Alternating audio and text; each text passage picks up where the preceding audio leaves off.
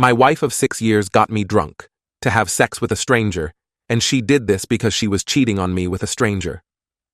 So, I divorced her.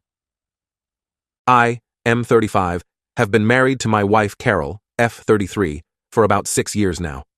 We don't have any kids, as Carol isn't ready for them yet. I've brought up the topic of children a few times over the years, but she always said she wanted to focus on her career first. I respected her decision, even though I've always dreamed of being a father. Carol and I met during our sophomore year in college.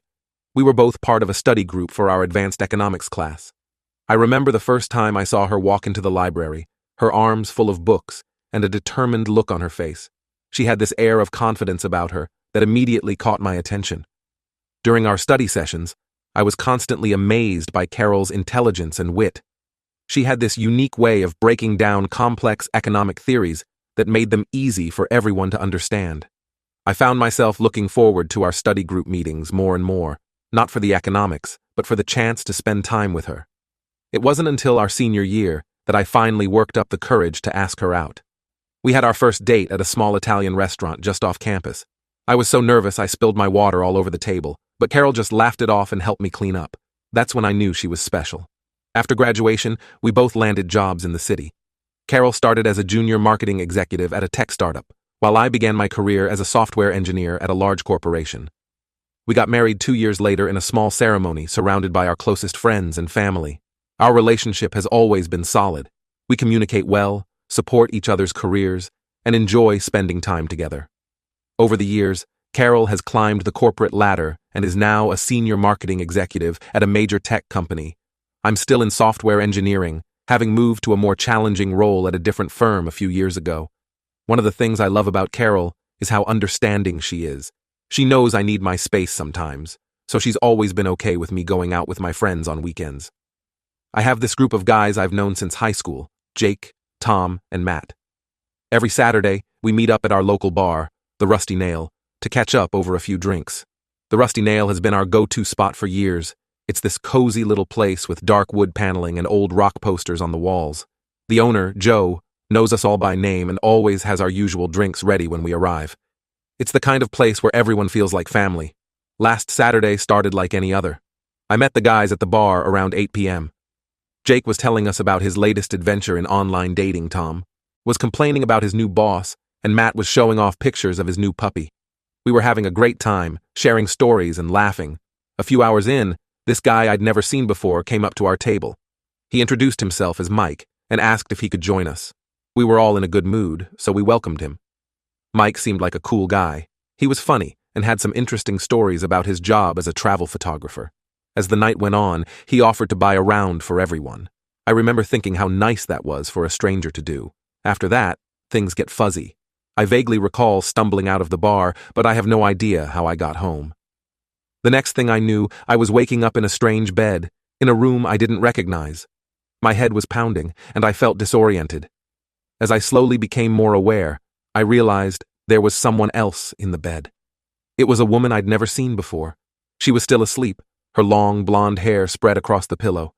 I felt a wave of panic wash over me as I realized what must have happened. I quickly got out of bed, trying not to wake her. My clothes were scattered on the floor, and I hastily put them on. The woman stirred and opened her eyes. She looked as confused as I felt.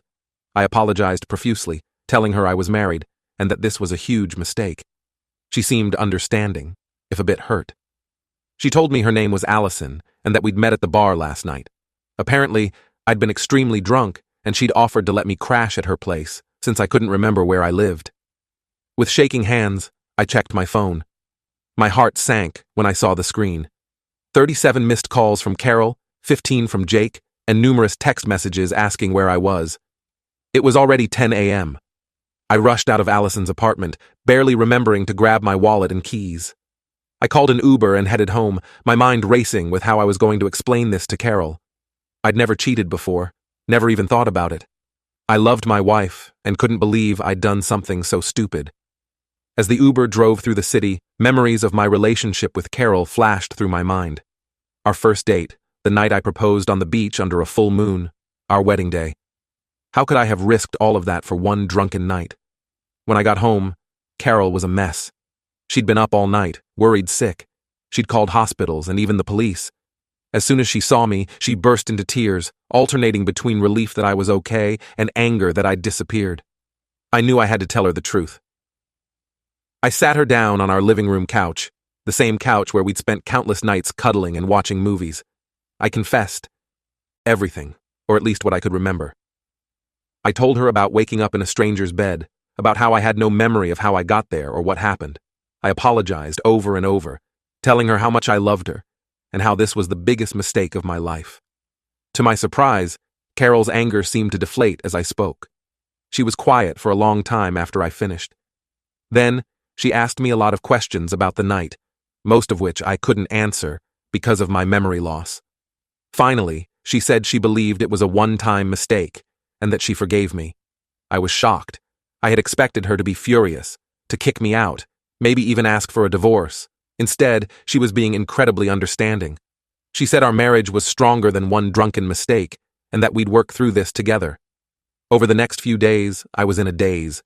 I felt incredibly guilty and couldn't understand why Carol was being so forgiving. I kept waiting for the other shoe to drop, for her to change her mind and leave me. But she didn't. She was supportive and kind, telling me we'd get past this. I decided I needed to do something to show Carol how much she meant to me. I planned a surprise for her, hoping to start making amends for my horrible mistake. I took off work early on Wednesday, picked up a bouquet of her favorite flowers, pink peonies, and ordered takeout from the Italian restaurant where we had our first date. I got home around 4 p.m., expecting Carol to still be at work. But as I approached our front door, I heard noises coming from inside. Thinking Carol might have come home early too, I quietly opened the door, wanting to surprise her. What I saw next will be forever burned into my memory. Carol was on our living room couch with another man. They were so engrossed in what they were doing that they didn't even notice me come in. I stood there, frozen. I couldn't believe what I was seeing. My wife, the woman I loved more than anything in the world, was cheating on me. In our home, on the couch we'd picked out together when we first moved in. I don't know how long I stood there, but eventually, I snapped out of my shock and quietly backed out of the house. I got in my car and just drove, no destination in mind.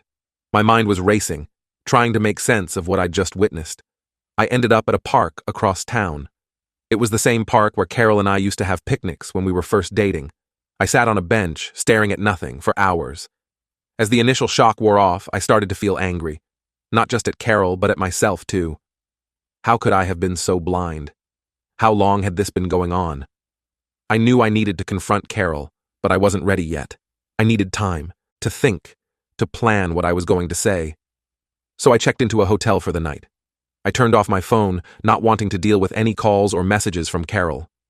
The next morning, I went back to our house, steeling myself for the confrontation. Carol was there, looking worried. She asked where I'd been, saying she'd been calling me all night. The irony of the situation wasn't lost on me. I told her what I'd seen. Her face went pale, and she started crying, begging me to let her explain. But I didn't want to hear it. I packed a bag and left, telling her I needed some time to think. I'm writing this from my friend Jake's spare room. I don't know what to do next.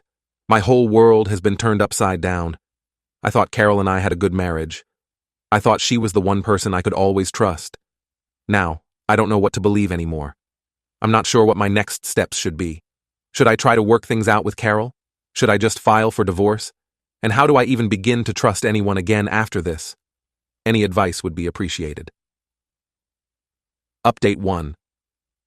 It's been a week since my last post, and a lot has happened. First, I want to thank everyone for their support and advice. It really helped me get through some dark days. After spending a few days at Jake's place, I decided I needed to talk to Carol and get some answers. I texted her and asked her to meet me at a neutral location, a coffee shop we used to frequent. It was a small, cozy place where we'd spent many Sunday mornings during the early years of our relationship, sipping lattes and planning our future together. Now, it felt like a remnant of a life that no longer existed. When I saw Carol, she looked terrible. Her eyes were red and puffy. Part of me felt bad for her, but then I remembered what she'd done. We sat down at a table in the corner, away from the other patrons. The cheerful chatter and the smell of fresh coffee felt surreal given the gravity of our conversation. I asked her to explain herself. What she told me left me speechless. According to Carol, she'd been having an affair for the past 6 months. The man I saw her with was named Mike. the same Mike who had bought our group drinks at the bar that fateful night. Carol confessed that she and Mike had planned the whole thing. They knew I always went to the Rusty Nail on Saturdays, so they decided to use that to their advantage. Mike introduced himself to our group and then spiked my drink when I wasn't looking.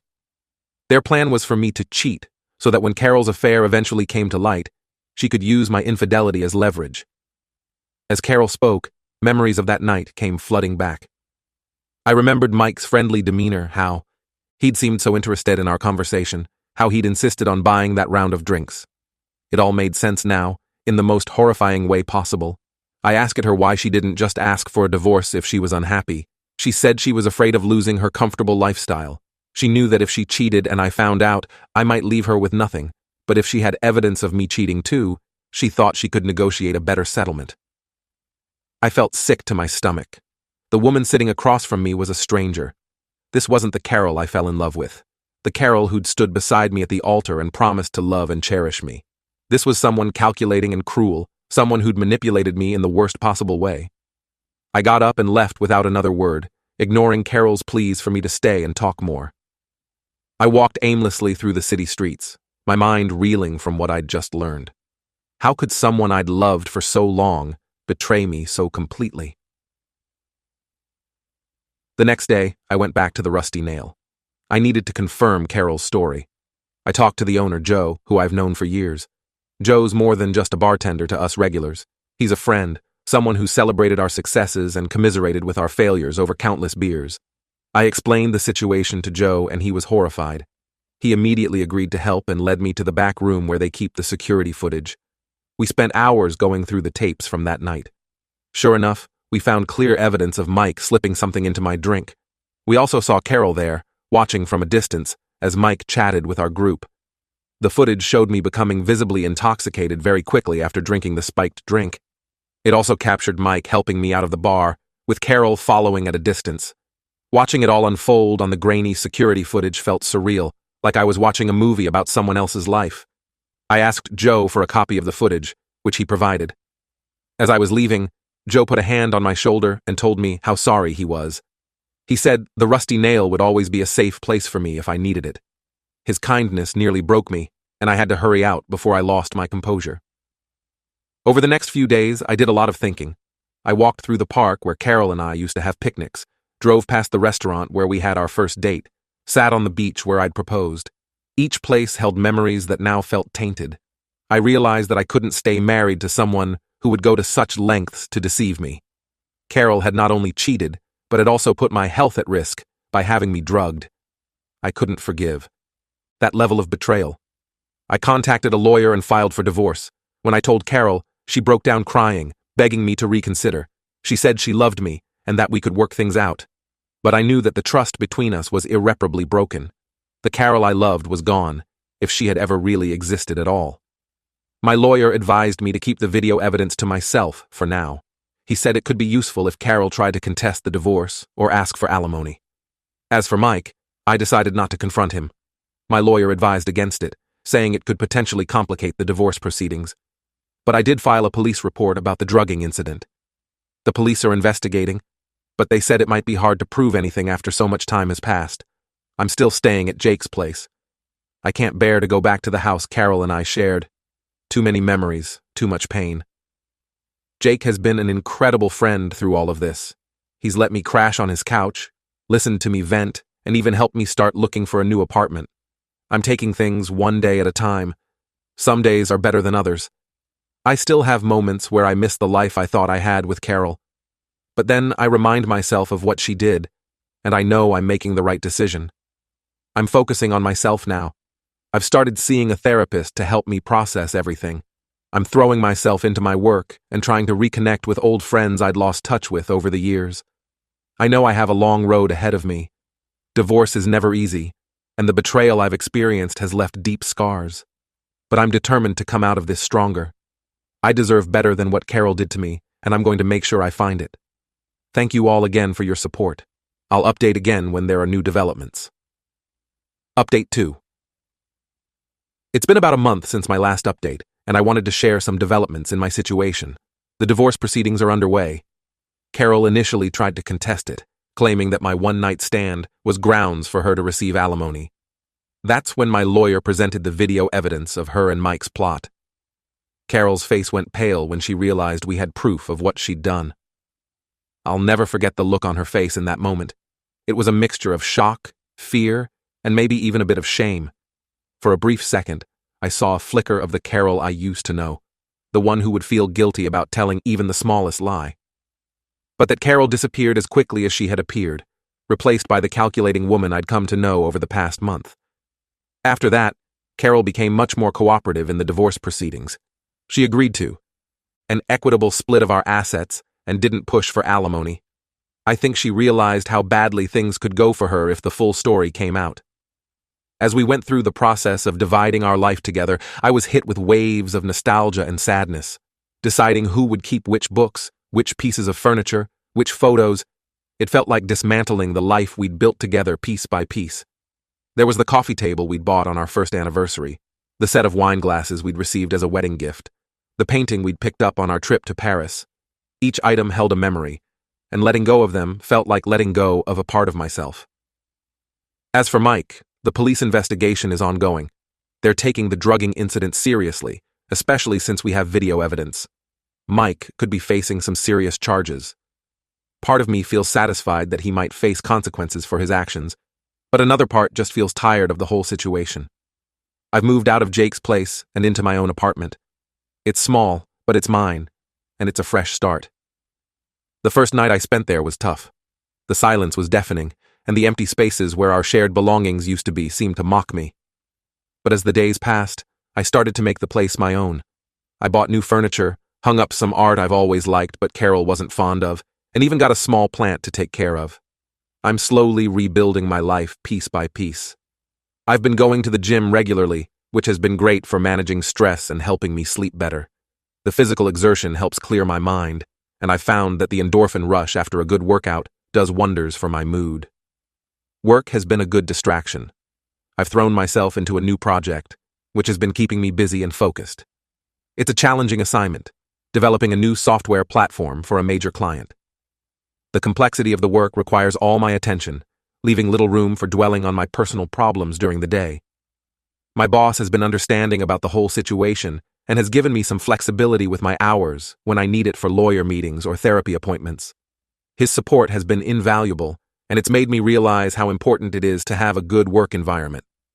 Speaking of therapy, it's been really helpful. My therapist, Dr. Anderson, has been working with me on processing my feelings of betrayal and anger. She's teaching me techniques to manage my emotions and helping me understand that what happened wasn't my fault. We're also working on rebuilding my self-esteem and learning to trust again, which is probably the hardest part of all this. I've also started reconnecting with old friends and making new ones. I joined a local hiking group, which has been great for getting me out of the house on weekends. Last Saturday, we hiked up to Eagle's Peak. The view from the top was breathtaking, and for a moment, standing there with my new friends, I felt a sense of peace I hadn't experienced in a long time. It's nice to be around people who don't know my whole story, who just see me, not as the guy whose wife cheated on him. In the hiking group, I'm just another guy who enjoys the outdoors. It's refreshing, and it's helping me rediscover parts of myself that I'd forgotten about during my marriage. There are still tough days, of course. Sometimes I'll see something that reminds me of Carol, or I'll have a dream about our life together, and it hits me all over again. Last week, I found an old photo of us from our honeymoon tucked away in a book. Seeing our smiling faces, so full of hope and love, brought back a flood of emotions. But these moments are becoming less frequent and less intense. I'm starting to look towards the future now. For the first time in a long time, I'm excited about what might come next. Maybe I'll take that trip to Japan I've always wanted to do. Carol was never interested in going, always preferring beach vacations, but now I can plan the trip I've always dreamed of. I've started learning some basic Japanese phrases and researching the best times to see the cherry blossoms. I'm also thinking about picking up some old hobbies I'd let fall by the wayside during my marriage. I used to love playing the guitar, and I'm considering taking lessons again. And who knows, maybe I'll finally write that novel I've been thinking about for years. I have an idea for a story that's been rattling around in my head for a while now. The future is wide open, and while that's scary sometimes, it's also exhilarating. I'm learning to embrace the uncertainty and see it as an opportunity rather than a threat. To everyone who's been following my story and offering support, thank you. Your kind words and advice have meant more to me than you could know. If there's one thing I've learned from all this, it's the importance of having good people in your life. I'm grateful for all of you. I think this will be my last update for a while. I'm ready to close this chapter of my life and start writing a new one. There's still a long road ahead, and I know there will be more challenges to face. But for the first time in months, I'm feeling hopeful about what lies ahead. Life has a way of surprising us, both with its challenges and its opportunities. I'm looking forward to seeing what surprises are in store for me next. Wish me luck.